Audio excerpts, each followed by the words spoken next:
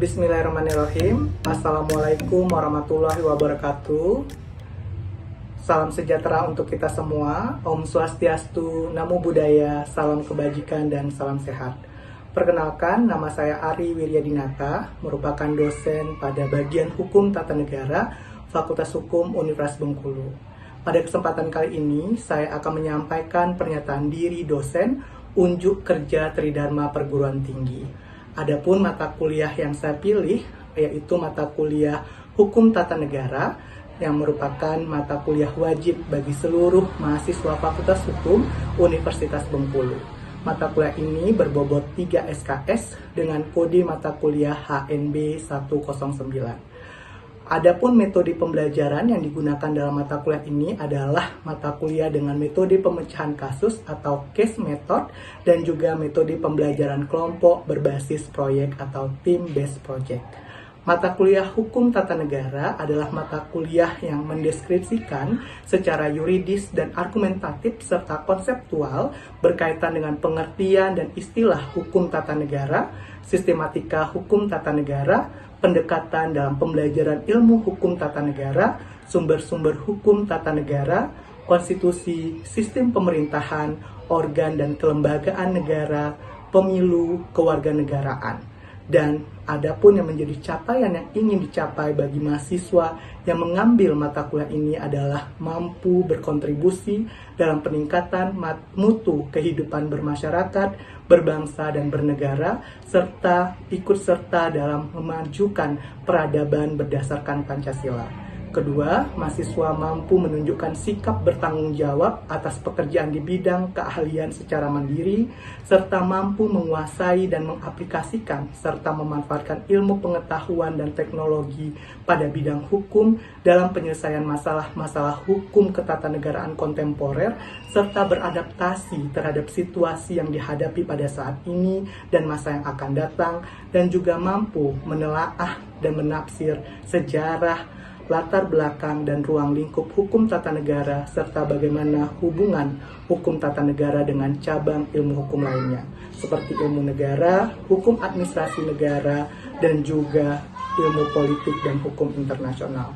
Dalam pembelajaran mata kuliah ini, terdapat beberapa materi yang akan disampaikan yang terdiri pertama, pengertian dan istilah hukum tata negara, letak hukum tata negara dalam sistem hukum Indonesia, sumber-sumber hukum formal dalam hukum tata negara, konstitusi, sejarah ketatanegaraan Indonesia dari masa ke masa, yaitu dari sejak awal kemerdekaan hingga pasca reformasi saat ini, bentuk negara, bentuk pemerintahan dan sistem pemerintahan, organ dan fungsi kekuasaan negara, pemilihan umum, kewarganegaraan, dan hak asasi manusia. Dalam perkuliahan mata kuliah ini, kami selaku dosen pengampu, saya dan rekan-rekan kerja telah menyiapkan bahan ajar secara fisik atau hard copy yang dapat digunakan oleh mahasiswa. Selain itu, mahasiswa juga dapat menggunakan berbagai literatur yang menjadi rujukan seperti buku pengantar hukum tata negara yang dikeluarkan oleh Profesor Jimli Asidiki, buku pengantar hukum tata negara yang dikeluarkan oleh Muhammad Kusnardi dan Harmaili Ibrahim, dan juga buku yang dikeluarkan oleh Profesor Sri Sumantri tentang lembaga-lembaga negara. Selain itu, untuk mendukung pembelajaran digital, kami juga telah menyediakan layanan e-learning pada e-learning.unip.ac.id bagi mahasiswa untuk memperdalam literatur, baik berupa buku-buku digital, jurnal-jurnal digital, serta peraturan perundang-undangan.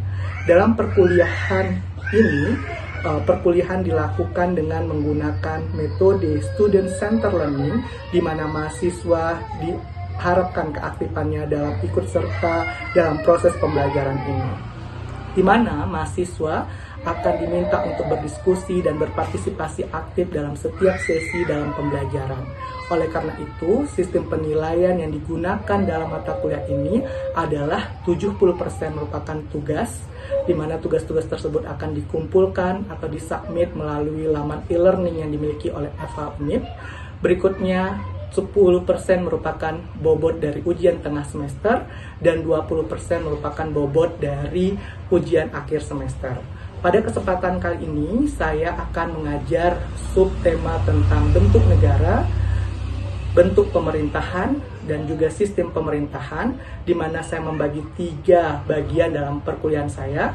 Yang pertama merupakan ceramah atau lecture oleh saya selaku dosen pengampu, lalu diikuti dengan sesi diskusi yaitu student center learning yang melibatkan keaktifan mahasiswa untuk memecahkan permasalahan atau studi kasus berkaitan dengan bagaimana hubungan pilihan bentuk negara, bentuk pemerintahan, dan sistem pemerintahan dalam menanggapi atau pembentukan kebijakan-kebijakan hukum. Dalam konteks ini adalah mempraktekkan atau menggambarkan dengan simulasi penanganan COVID-19, dan terakhir akan ditutup dengan berupa konklusi atau simpulan dari pertemuan pada mata kuliah kali ini. Demikian penyampaian saya berkaitan dengan mata kuliah Hukum Tata Negara dan proses pembelajarannya. Saya tutup, wabillahi taufiq wal hidayah. Wassalamualaikum warahmatullahi wabarakatuh. Baik, bismillahirrahmanirrahim. Assalamualaikum warahmatullahi wabarakatuh. Waalaikumsalam warahmatullahi wabarakatuh. Salam sejahtera untuk kita semua. Om Swastiastu, Namo Buddhaya, salam kebajikan dan salam sehat. Selamat bertemu kembali rekan-rekan mahasiswa sekalian dalam perkuliahan yaitu Hukum Tata Negara dengan kode mata kuliah HN 107 dan 109 gitu ya.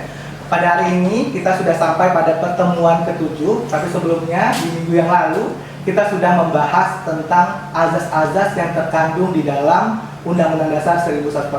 Nah, berkaitan dengan materi yang minggu lalu, apakah teman-teman ada pertanyaan atau tidak? Atau ada yang belum jelas tentang materi yang kita sudah bahas minggu lalu?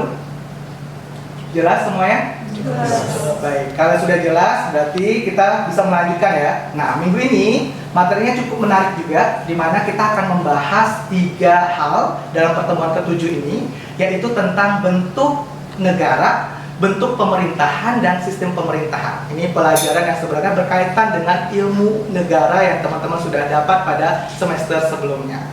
Dalam konteks hari ini, saya akan membagi perkuliahan ini dengan 3 bagian. Yang pertama yaitu bagian pertama berupa lecture atau penyampaian materi oleh saya kepada rekan-rekan mahasiswa sekalian. Yang kedua, nanti kita akan ada sesi diskusi atau dialog interaktif yang sifatnya student center learning. Teman-teman akan dibagi dalam kelompok untuk berdiskusi.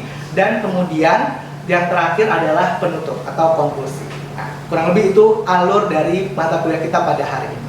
Baik teman-teman sekalian, saya tahu betul bahwa pembelajaran tentang bentuk negara, bentuk pemerintahan, dan sistem pemerintahan bukanlah hal yang baru. Karena ini kemudian pelajaran yang sudah berkaitan dengan ilmu negara, ataupun ketika kita belajar tentang pengantar ilmu hukum, pengantar hukum Indonesia, bahkan di mata kuliah pendidikan kewarganegaraan. Kenapa sih kemudian bentuk negara ini menjadi penting dalam pembelajaran hukum tata negara? Kita akan lihat di slide yang sudah saya siapkan.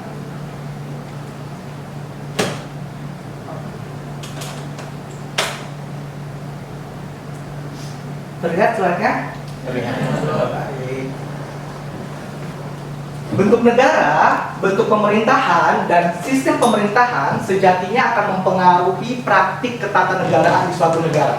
Jadi semua negara pasti punya langgam atau bentuk negaranya sendiri, bentuk pemerintahan dan sistem pemerintahan. Nah, dalam pembelajaran hukum tata negara, kita sering dihadapkan dengan ada 2 contoh atau jenis dari bentuk negara. Kalau setidaknya secara umum itu adalah bentuk negara yang kesatuan atau kita kenal dengan istilah unitary state, dan bentuk negara yang sifatnya adalah serikat atau United States.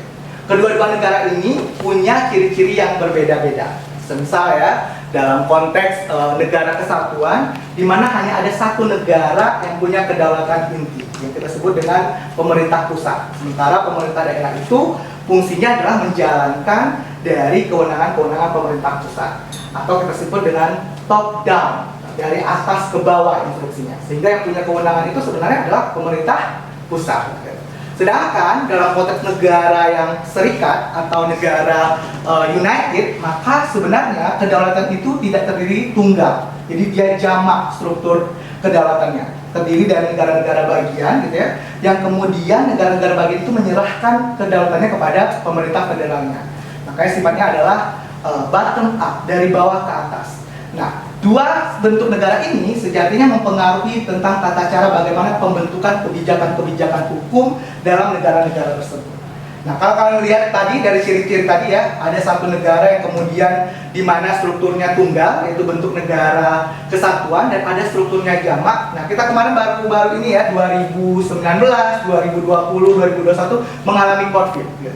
Di mana dalam kondisi yang emergensi tersebut, pastinya ada konsekuensinya. Menurut saudara-saudara yang hadir hari ini, kira-kira negara dengan bentuk negara yang mana yang kemudian jauh lebih efektif ketika menangani suatu bencana yang kita sebut dengan COVID-19 atau emergency. Ada yang mau memberikan pendapatnya tentang hal ini?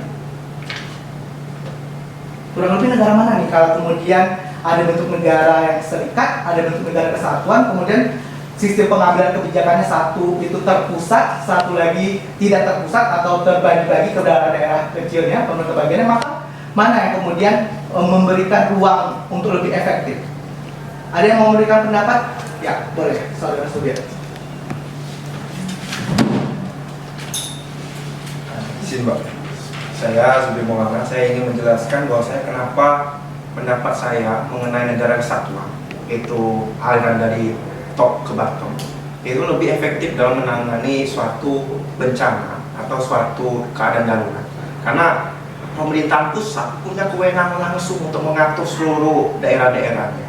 Kalau serikat itu kan harus dari bawah, dari bottom ke up. Jadi tidak ada kewenangan penuh dari pemerintahan pusat, sehingga pemerintahan pusat itu tidak menghasilkan suatu efektivitas dalam kebijakan. Oke. Berarti kamu menganggap bahwa bentuk negara kesatuan jauh lebih efektif dibandingkan negara federal. Sangat efektif. Oke. Ada pendapat yang lain mungkin?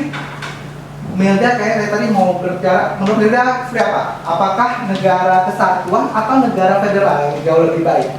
Kan kita bisa lihat juga ya studinya, apakah Indonesia tuh better than Amerika pada saat penanganan COVID. Kalau misalnya kita lihat dari konsekuensi bentuk negara ini.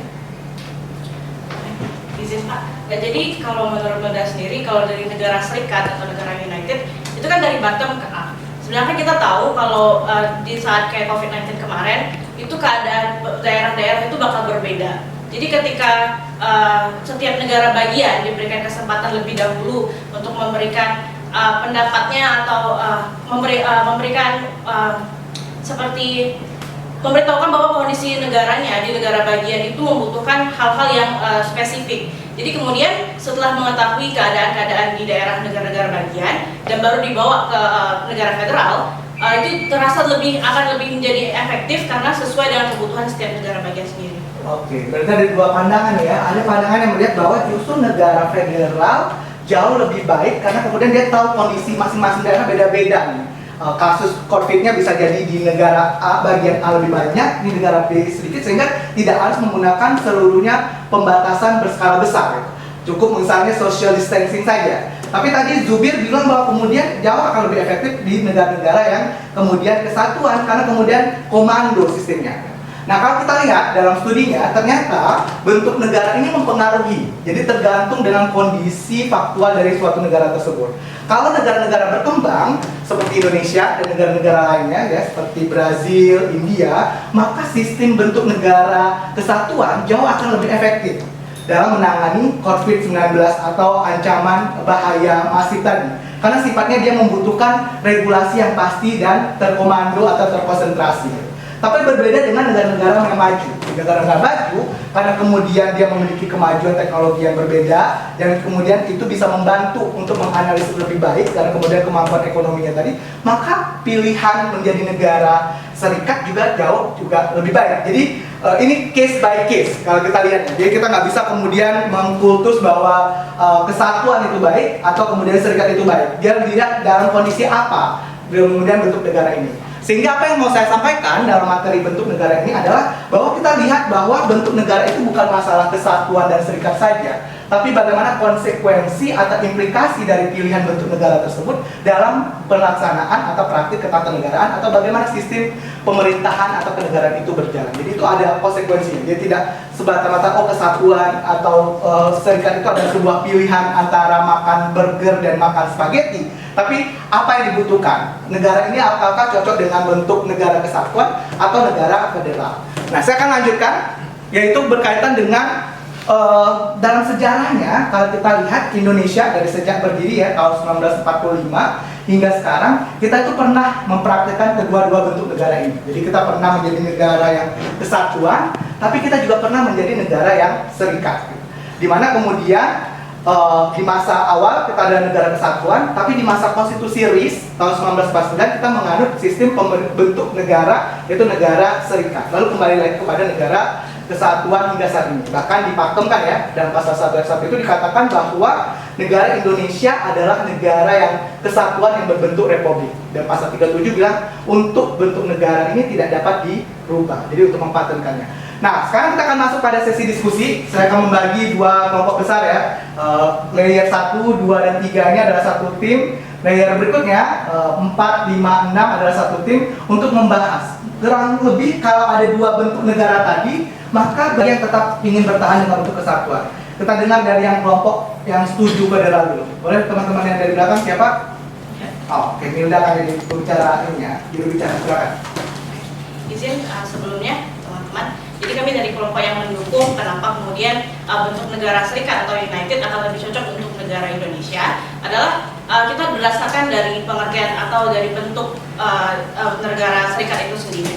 Jadi negara serikat kita tahu bahwa kedaulatan itu terdiri dari negara bagian, bukan hanya dari kedaulatan itu majemuk, dari negara bagian dan juga negara federal. Dan kemudian Indonesia kita tahu bahwa kita memiliki kemajemukan yang sangat besar. Kita selalu terkenal dengan negara Indonesia dengan banyak keberagamannya, dari agama, suku, dan lain-lain. Nah kemudian di Undang-Undang Dasar kita sendiri sebenarnya telah menyatakan bahwa di Undang-Undang Pasal 32 ayat 1 Undang-Undang Dasar RI 1945 mengatakan bahwa negara memajukan kebudayaan nasional Indonesia di tengah perbedaan dunia dengan menjamin kebebasan masyarakat dalam memelihara dan mengembangkan nilai-nilai budayanya. Dalam hal ini tuh di Undang-Undang Dasar sendiri pun telah mengakui bahwa Indonesia itu sangat memiliki banyak perbedaan dan harus dijunjung tinggi atau diberikan kepada setiap daerah diberikan hak-hak untuk memajukan daerahnya sendiri. Oleh karena itu kenapa kemudian dalam bentuk negara serikat Indonesia itu dapat lebih baik menjalankan pemerintahannya karena dengan kemajemukan Indonesia seharusnya negara serikat dapat mengakomodir keadaan Indonesia yang penuh majemuk, kemudian suara-suara dari kebutuhan dari setiap daerah dapat didengar kepada negara pusat atau negara federalnya seperti itu. Oke, bagus. Boleh kasih Prof. Untuk menggabungkan kembali negara kita. Kemudian yang kedua adalah masalah apabila seperti kita bentuk negara federal di Indonesia, maka akan terjadi ketidakseimbangan antara negara-negara bagian. Kita contohkan, misalnya Jakarta dan Papua dijadikan sebagai negara bagian, itu akan menimbulkan banyak ketidakseimbangan, bahkan di bidang ekonomi, di bidang sosial masyarakat, itu akan menimbulkan banyak ketidakseimbangan pokoknya.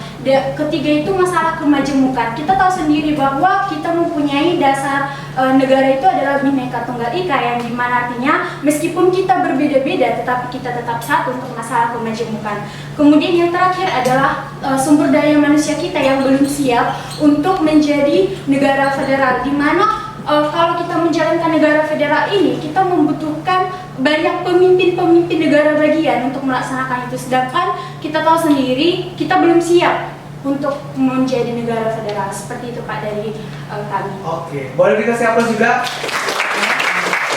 Baik, dari tadi saya bisa merumuskan ya atau kemudian menyimpulkan argumentasinya sangat kuat ya, berdasarkan hukum, ada landasan konstitusinya juga, pasal 18B misalnya bagi teman-teman tadi yang mendukung federal, dan ada alasan juga bahwa kita Bhinneka Tunggal Ika. Jadi walaupun kita berbeda-beda tadi, majemuk tadi, tapi kita adalah satu. Nah, kalau kita berangkat dari sejarah, maka kita bisa lihat bahwa bentuk yang ideal bagi Indonesia itu juga para founding fathers pada saat itu juga berdebat. Jadi seperti kawan-kawan ini juga lah, pada saat itu ada Bung Hatta yang setuju bahwa seharusnya bentuknya adalah federal. Sementara beberapa para founding fathers atau pendiri bangsa ini seperti Supomo, Soekarno justru berpikiran adalah negara kesatuan. Jadi perdebatan dalam hukum itu adalah sesuatu hal yang sangat lumrah untuk menemukan titik temu. Kedua-duanya ada kelemahannya. Kalau tadi federal, ya benar kita bisa mengakomodir ya perbedaan-perbedaan tadi, kemajemukan tadi, bahwa kemudian lebih dihargai. Kita tidak bisa melihat bahwa Sumatera Barat itu punya potensi yang berbeda dengan Jakarta, sehingga nggak bisa diperlakukan sama seharusnya. Tapi kalau kita berangkat dari sejarah, memang betul juga bahwa dulu justru kita di kotak-kotakan itu membuat ada politik divide et impera, pecah belah yang dilakukan oleh Belanda, sehingga Belanda sangat mudah untuk memecah belah kita sehingga kemerdekaan tidak bisa dicapai.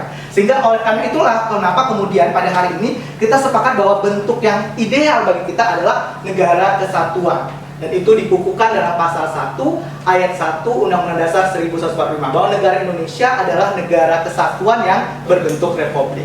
Itu sejarah singkat ya tentang bentuk negara yang ada di Indonesia. Nah, bagian terakhir dalam sesi ini saya akan menjelaskan di mana kita juga akan berdiskusi, yaitu berkaitan dengan bentuk pemerintahan dan sistem pemerintahan. Ada dua ya bentuk pemerintahan dan sistem pemerintahan, yaitu pertama bentuk pemerintahan monarki dan bentuk pemerintahan republik. Dimana kalau bentuk pemerintahan monarki ini, dimana kemudian negaranya itu pembentukannya, artinya sistem pengisian jabatannya adalah turun-temurun. Jadi ini biasanya negara-negara yang dilakukan seperti Brunei Darussalam gitu ya, atau kemudian kerajaan Arab, di mana kemudian kepala negaranya diisi secara turun-temurun. Sementara kalau dalam negara yang kemudian bentuk negaranya adalah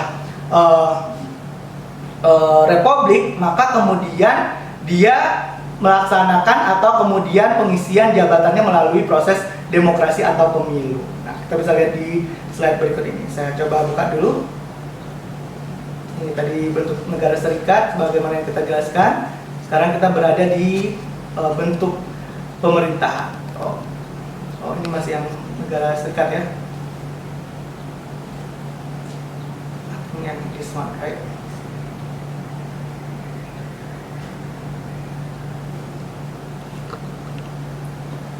Oke, atau saya akan kasih wheel-nya dulu agar kemudian memudahkan teman-teman.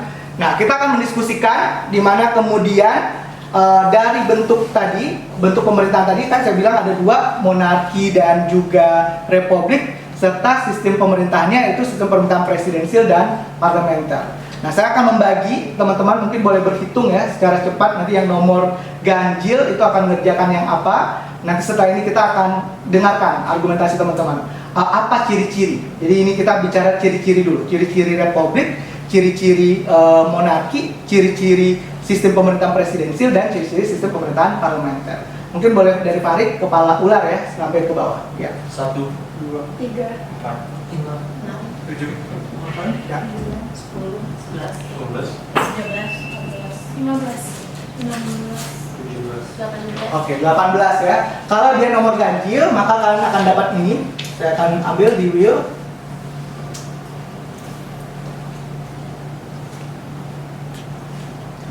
Nomor ganjil akan ngomongin sistem pemerintahan yang presidensial. Mungkin boleh dicatat di catatannya sebelum nanti saya akan bagikan kertas putihnya. Untuk nomor genap berarti sistem pemerintahannya adalah parlementer. Jadi kalian ganjil presidensial, kalian genap adalah parlementer. Oke. Nah, untuk bentuk pemerintahannya, tadi itu sistem pemerintahan, karena sistem pemerintahan dan sistem pemerintahan itu dua hal yang berbeda ya. Untuk yang ganjil itu ngomongin republik. Nah, untuk yang genap berarti ngomongin monarki. Jadi monarki dan parlementer tadi, presidensial dan republik. Nah, teman-teman boleh tuliskan apa ciri-ciri dari masing-masing. Kurang lebih 2 menit sampai 3 menit ya di dalam kertas ini. Nanti saya akan minta teman-teman yang ingin memberikan pandangannya berkaitan dengan itu gitu ya. Mana ciri-ciri dari republik, mana ciri-ciri dari monarki, dan seterusnya. Oke.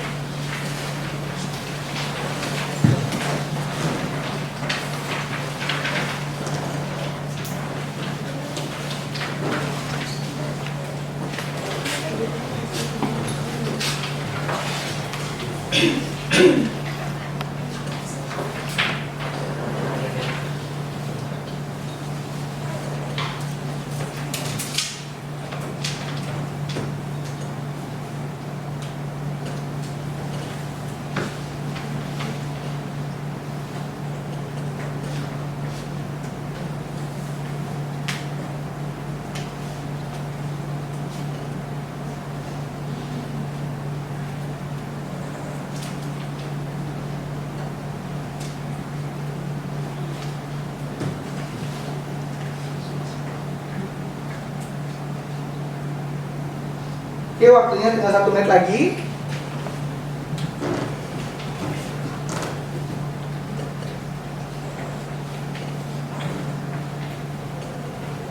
Mungkin bisa juga dibaca ya di dalam bukunya Profesor Jim Lee Asidiki yang menjadi buku pedoman atau buku yang kita gunakan untuk pembelajaran ini, di halaman tentang bentuk negara, bentuk pemerintahan dan sistem pemerintahan. Untuk teman-teman bisa mendapatkan apa nih ciri-ciri negara yang menganut bentuk negara, bentuk pemerintahan republik dan bentuk pemerintahan monarki serta sistem pemerintahan presidensial dan parlementer.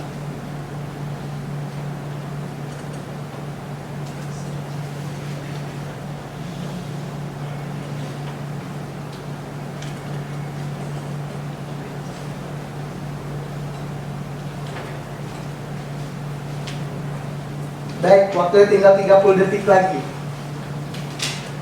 Setelah ini saya akan minta ya partisipasi teman-teman sekalian. Tadi kita sudah berdiskusi, sekarang partisipasi untuk kemudian memberikan pandangannya. Mungkin bisa menyebutkan 2 atau 3 ciri-ciri dari bentuk negara republik dan bentuk negara monarki serta sistem pemerintahan presidensial dan sistem pemerintahan parlementer.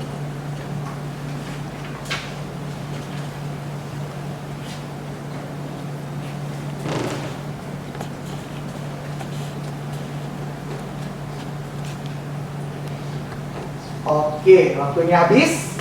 Mungkin dari depan, teman-teman mahasiswa di depan ada yang mau menjawab? Ada? Ya, siapa namanya? Boleh? Perkenalkan, nama saya Gania Kalisaida.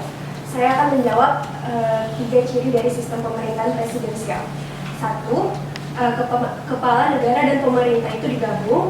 Yang kedua, dipilih rakyat melalui pemilu, di mana pemilunya ada 2, yaitu pilpres dan pileg, dan presiden atau kepala negara dan kepala pemerintah tidak boleh dijatuhkan. Lalu ciri republik: 1, adanya proses pemilu; 2, bergelar presiden atau perdana menteri; dan yang ketiga, ada masa jabatan. Oke, itu yang berkaitan dengan presidensial dan republik ya. Mungkin bisa dicatat juga untuk menambah catatan-catatan teman-teman.